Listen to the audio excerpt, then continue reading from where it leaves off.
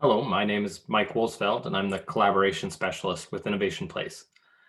So first, I just want to thank Pablo and ComIT for giving me the opportunity to talk today. I'm really looking forward to speaking with you guys. So if you're not familiar with InnovationPlace already, so we're a Crown Corporation in the province of Saskatchewan here, owned by the provincial government, and we manage tech parks in Saskatoon and Regina.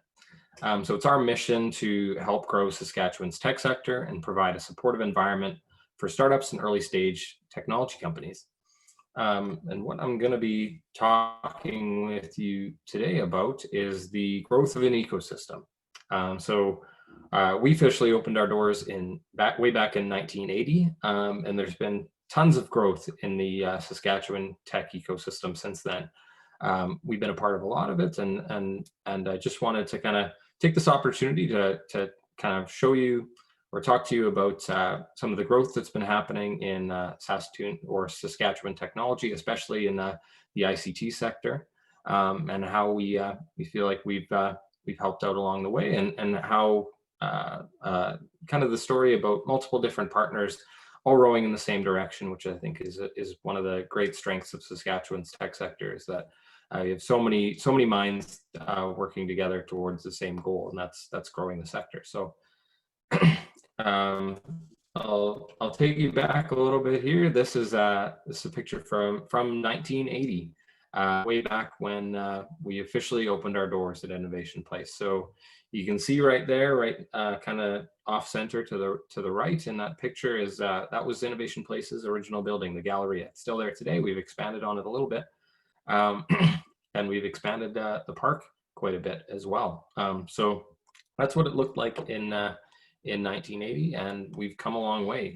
This is kind of what the park looks like today. Well, not today, but maybe sometime soon. These pictures were all taken before we all had to go home, thanks to the COVID crisis. But today, InnovationPlace operates not just in Saskatoon, where that original site is, but we have another park down in Regina as well.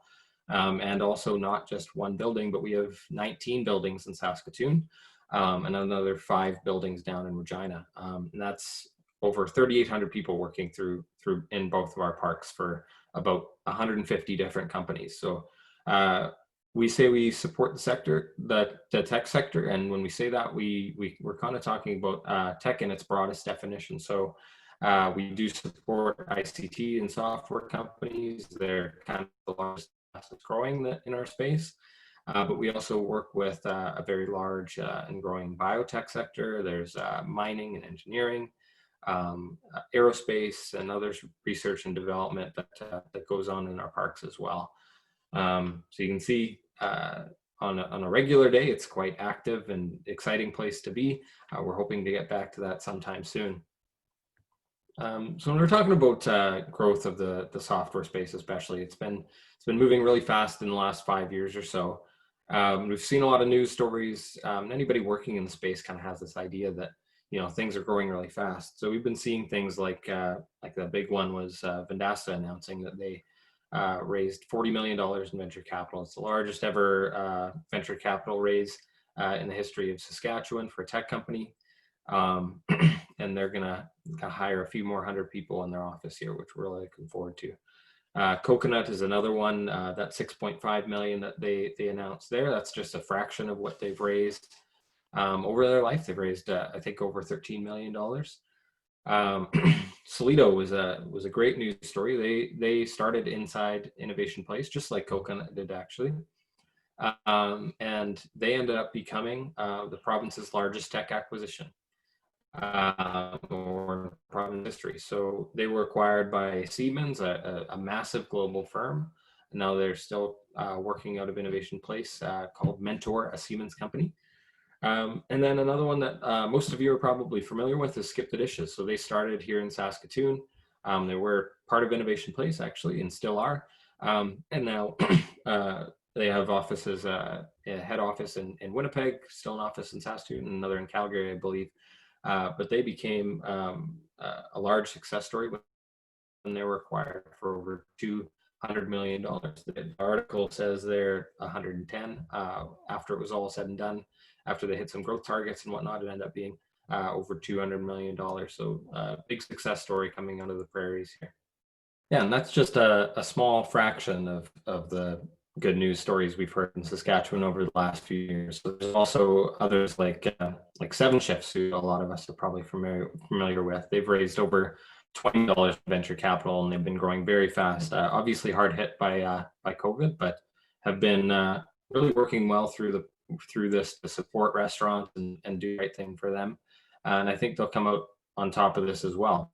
Some other great ones have been Safety Tech, and another one, Salon Scale. Their industry was also hard hit by COVID. They work primarily with salons, so a lot of them had to shut down in the COVID lockdowns. But again, they've been working with their customers, adding value, and I think they'll come out on top of this one as well.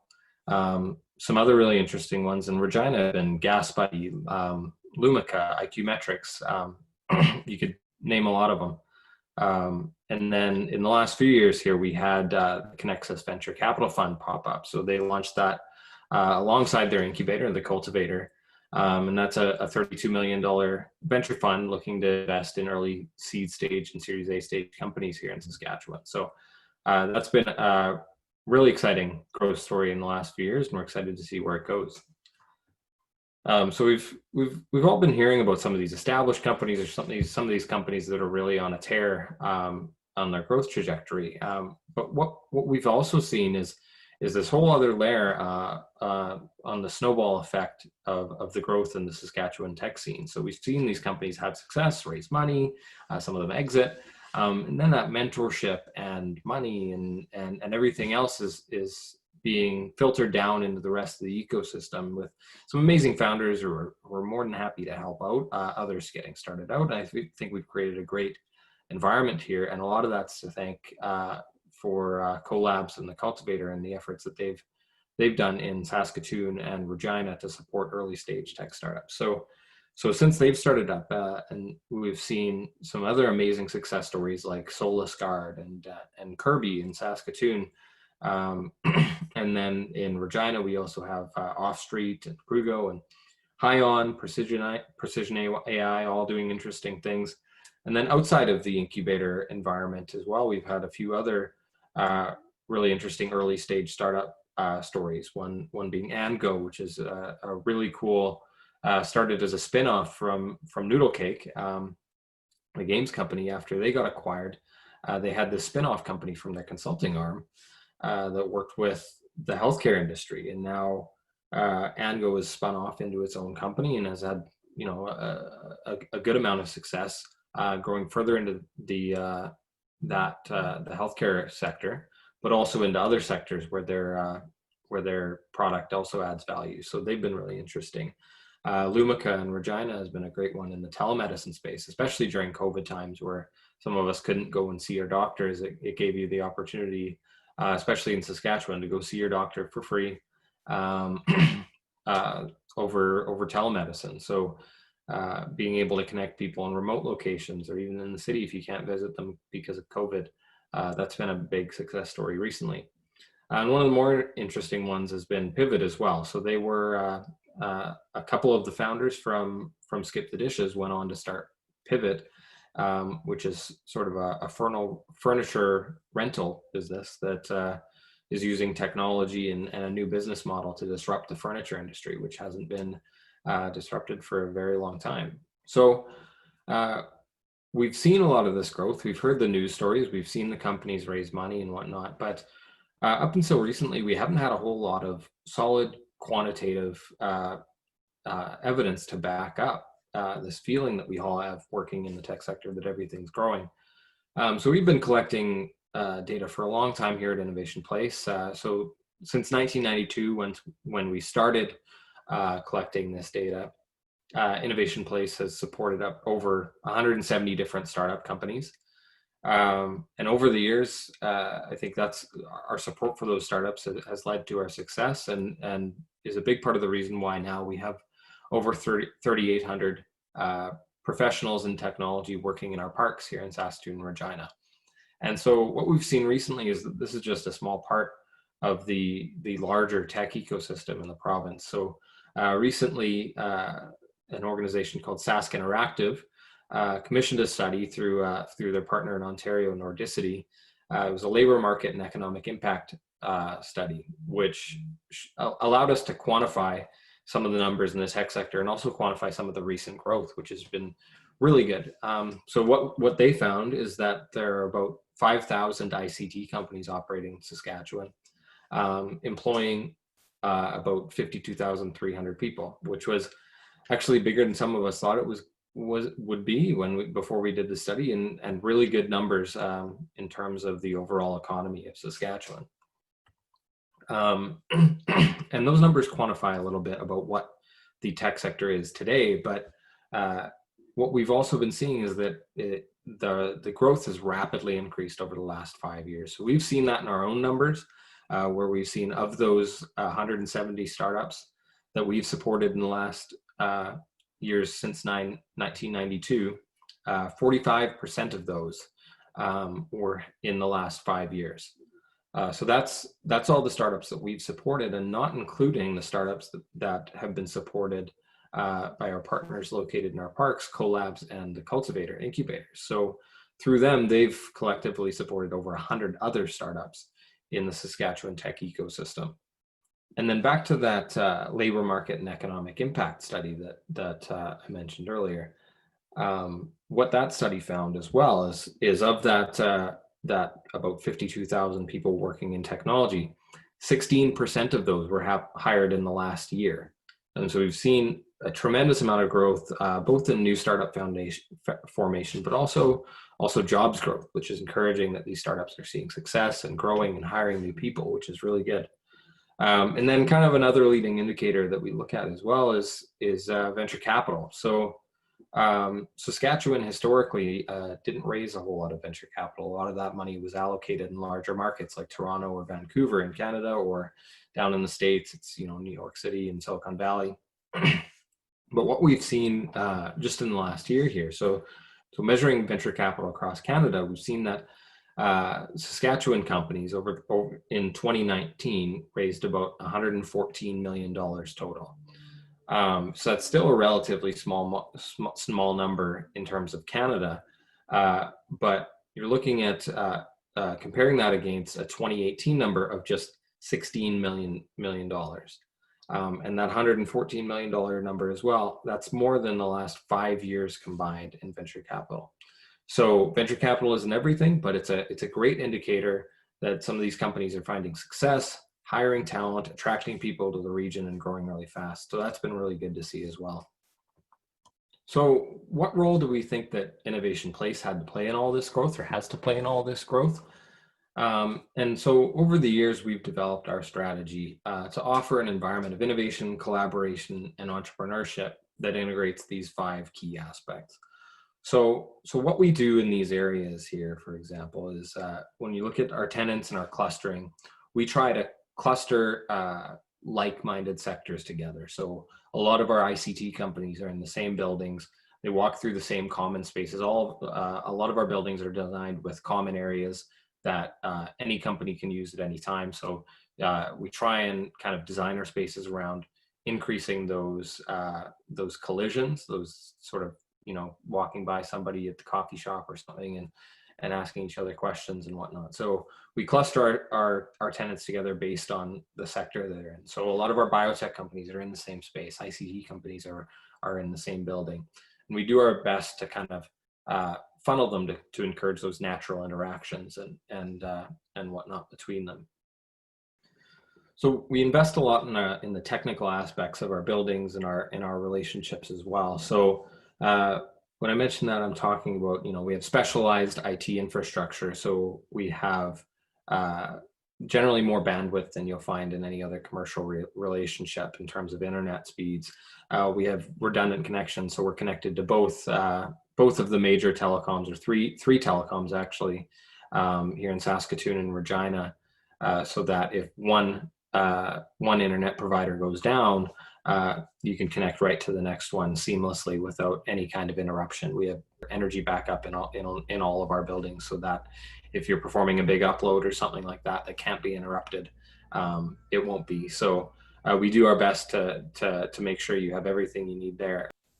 We also invest a lot in our social and collaborative environment. So we've got hundreds of networking events in our parks every year. So and we also have sports leagues, clubs, a collective cafeteria where everybody can get together, some entertainment. We bring bands in and whatnot for different festivals in the cities. And so we have about in the last calendar year, actually, we had about 150 events that we put on in our parks, just us. Um, and that doesn't include hundreds of other events that our partners organize. We either sponsor or partner with them to put them on in our parks as well. So there's hundreds of events and opportunities to network and meet other people in your field, which we think plays a really strong role in helping increase the success of tech companies in the province. So on the business side, the biggest way that we help out is we have very flexible leasing arrangements. We work with, especially early stage companies. We're not like a traditional commercial real estate company where we'll try and sign you on to a long 7-year commercial lease where you have no way of backing out if the company needs to scale back or even scale up and find a bigger space. We often work month to month with the companies we work with, and we work with them very closely as well if they need to get more space and scale up their team, or less space and scale down their team, especially in a time like we have right now with COVID, where some companies are scaling back and then they're going to have to scale up afterwards. So we work very, very closely with our companies to help out with that, and also work on preferred rates with early stage companies, especially to make sure that if you're having issues with your company, that it doesn't come down to the rent you're paying, it comes down to the fundamental business that you're working on, and the validity of your product and the services you're providing. We have kind of a suite of program offerings. That's kind of my world, where we bring in experts from all over the place to hold sessions on marketing and sales, to more IT related or technical related topics, and HR and hiring and all that stuff, to try and help out our companies. And we also have a lot of value added partnerships that we work on that help our companies on the financial side of things. So we work with companies like AWS or Amazon. We work with Google Cloud, Stripe, Monday.com, a bunch of other mostly cloud service providers and companies that provide cloud tools for companies, to give them free credits or a free year of using that software to help scale up their company. And we found that's been a big help, especially for early stage companies. And then obviously I'd be remiss if not to mention ComIT and how we work with them. So we're super excited that we get to continue working with ComIT to host their courses in our parks. And obviously everything's happening from home right now, but we're super excited to have them back in the buildings whenever we can, and help support the work that they're doing, the work that they've done to help increase access to IT careers or ICT careers in the province here has been absolutely incredible. And we're super happy to be a part of it, and super excited that they're going to continue doing that here in the province. So I just want to take some time quickly here to talk about something called Startupville. So this is a podcast that we started a few years back, where I usually say one of InnovationPlace's big jobs here in the tech sector is to find gaps in the ecosystem and find ways that we can help solve them. So one of those gaps that we found a few years ago is that there weren't enough people talking about the tech sector in Saskatchewan. There weren't enough people even within the sector that kind of knew about their peers, let alone throughout our cities and throughout our province, people who knew about the growth in the tech sector. And then beyond, it was almost non-existent in terms of communication. So we started this podcast a few years ago to interview founders, primarily in the Saskatchewan tech scene, but we've interviewed founders from all over the place. We've had one from Colorado, one from Provo, Utah, which was very interesting, but mostly talking about what's different about building a startup or a tech startup in a smaller center. So a lot of the resources out there, a lot of the podcasts and books and everything, they come from Silicon Valley or New York or Toronto, where there are obviously a lot of parallels and a lot of things you can learn, but there's a lot of things that come different in a smaller region like Saskatchewan. So we wanted to, with this podcast, highlight some of the success stories in the province and spread the word a little bit, but also provide a resource to those founders that are trying to build tech startups in a smaller center, and they don't have the peers that we are so blessed to have in Saskatoon and Regina here in our tech ecosystems. So over a few years here, we've had 6 seasons, dozens of episodes, and they've all been really good. So if you're interested, you can head to innovationplace.com/startupbill, or you can find them anywhere you subscribe to podcasts. So if you're on Apple Podcasts or Spotify or Stitcher or wherever you are, you can find them there. We're also on YouTube if you prefer a video version as well. So now I'm just going to talk a little bit about some of the lessons that we've learned by being a part of the tech sector for as long as we have, and also some of the things we've learned by talking to founders through the podcast and through all the other things that we do. So firstly, Saskatchewan tech sector is growing really fast right now, but what makes Saskatchewan a great place to grow a tech sector, or to grow a tech company? And there are a few things that we've identified over and above other larger tech ecosystems like Toronto and the Valley. So firstly, and possibly most importantly, is that Saskatchewan is a very affordable place to build a tech startup, both for companies and employees, and really that's across the prairies here. So it's much easier and quicker and less inexpensive to start a company here. You don't have to commit to big office leases in places like Toronto and Silicon Valley. The cost of living is so much lower for both the founders and the employees. So in terms of housing and everything else, it's much easier to live in a city like Saskatoon or Regina. And then also something that like the venture capitalists like, and that has been good for the employees, is that the cost of employees is a little bit lower here as well. But that doesn't mean that they have lower quality of life. In fact, a lot of employees working in the tech sector here in Saskatchewan, as we found through the labor market and economic impact study recently, was that people do get paid a little bit less here in the prairies or in Saskatchewan tech sector, but they ultimately have more take-home income because they don't have the crazy rent and the crazy mortgages that you find in the major tech hubs. So that's been good for both companies and employees in terms of attracting talent here in Saskatchewan. That's been amazing. Another thing that we found is the culture of the prairies, and the culture of Saskatchewan is we all have this great attitude of, digging deep and working really hard to solve problems. It's ingrained in our DNA from when we were all farmers back in the day here in the prairies, and now it still works to our advantage here in the tech sector. And we also have a culture of working together. In smaller centers in general, people are more prone to work together and be less competitive and kind of all want to row in the same direction and see each other succeed. Because in a smaller center like this, a rising tide raises all ships. So it's great to see the tech sector all working together like this. One of the other benefits that we've seen is that in the prairies or in Saskatchewan, we live outside the bubble of Silicon Valley. So in Silicon Valley, you see a lot of companies coming out with, they want to make the new hot social media app and compete against TikTok and everybody else in the space. Or they, have this new consumer app that they're coming up with that's the 900th home delivery thing, or got some spin on scooters or something like that. But what Saskatchewan has and what the prairies have is a deep connection to industry, and living outside of that Silicon Valley bubble, where it's a very specialized community down there. It's there's a lot of very smart people, but they don't deal with a lot of the problems that the rest of the world deals with. And so when you're founding a company in a place like Saskatoon, you're just arm's length or one person away from talking to people in the industry and the problems you're trying to solve.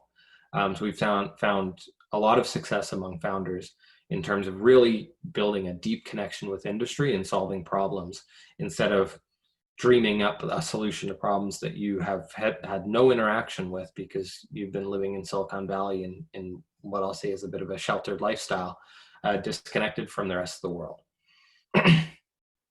So another thing is that the talent has been great in the province here. Our universities pump out great grads across the prairies, but in Saskatoon and Regina specifically, from our experience. And it's been a great place to recruit talent. People want to move to Canada. Even within Canada, people are starting to desire a higher quality of life and lower cost of living. So that's been great as well.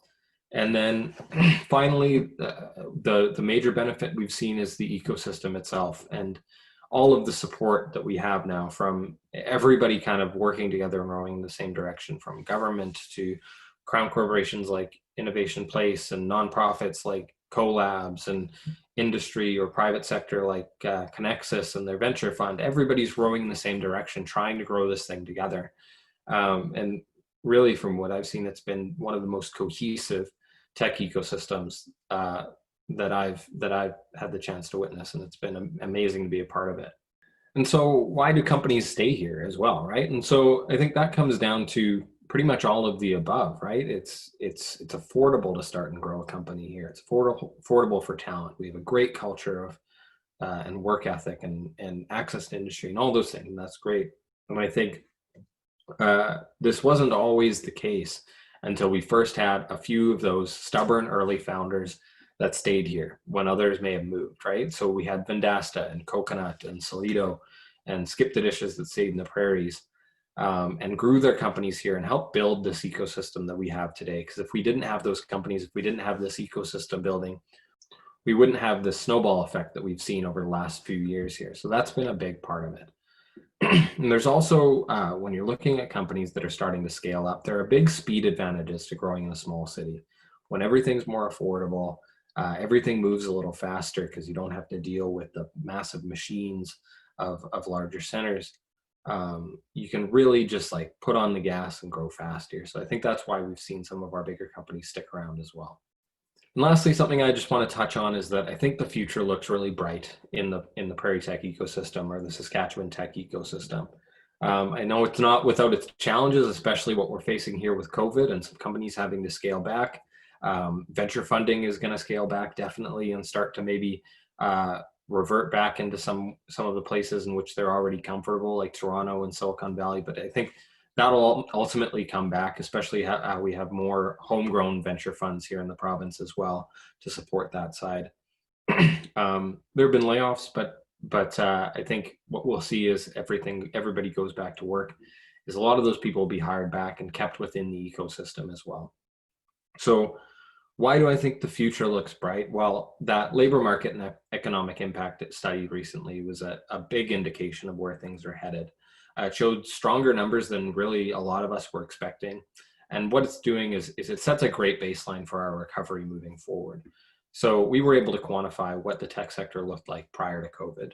And now as everything's moving forward, we'll be able to look back at that number and see how quickly our tech sector is recovering and how quickly we've grown past that. And I think it won't be long before we've grown past those numbers once again. Another thing is that in a small ecosystem, and with small startups, it means we're really nimble, right? So we can move very quickly to adapt, and so can our startups, right? And so a lot of companies are pivoting into their new normal and finding kind of their future ramp for their company. And I think the fact that we're not this really well-established, deeply ingrained tech ecosystem with kind of these elephant-sized companies that move very slow will really benefit us in kind of moving towards the new world or the new post-COVID economy moving forward. And I think that'll really benefit the prairies here.